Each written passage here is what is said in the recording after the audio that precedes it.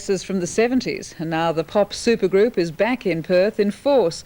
We're talking about Kiss. They've sold millions of records, horrified millions of parents, and their fans still think they're the greatest.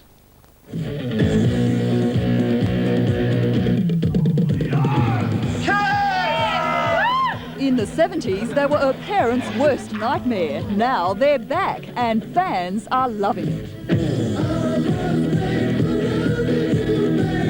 It's like a drug, or it's like an alcoholic, I suppose. You know, once you sort of get addicted to it, you can't stop. A bit older, but still as Kiss crazy as ever, fans crowded Perth Airport even at 6 o'clock this morning. I'm Paul Stanley, part 2, and this is Peter Criss, part 2. Gene Simmons, part 3. And Ace Frehley. I came all the way from Italy, 15-hour flight, but to see them is really well worth it. Minus the makeup, the real band emerged older but fresh-faced. We had to move on or become extinct. As great as the show is, half the show, as far as I'm concerned, is that. It's the audience, and they don't let us down. We don't let them down. It's been a long, long marriage. It's one of the few that seems to work. Kiss was one of the biggest heavy metal bands of the 70s. This tour is their first in 15 years. While some fans will go to extraordinary lengths to catch a glimpse of their idols, you can see them at the Entertainment Centre on Saturday night. Monica Koss, 7 Nightly News.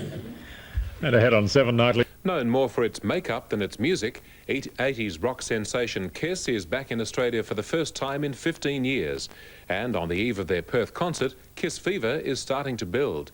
With 7 semi-trailers of memorabilia, sound and lighting equipment arriving for the show, Kiss fans are coming out of the closet.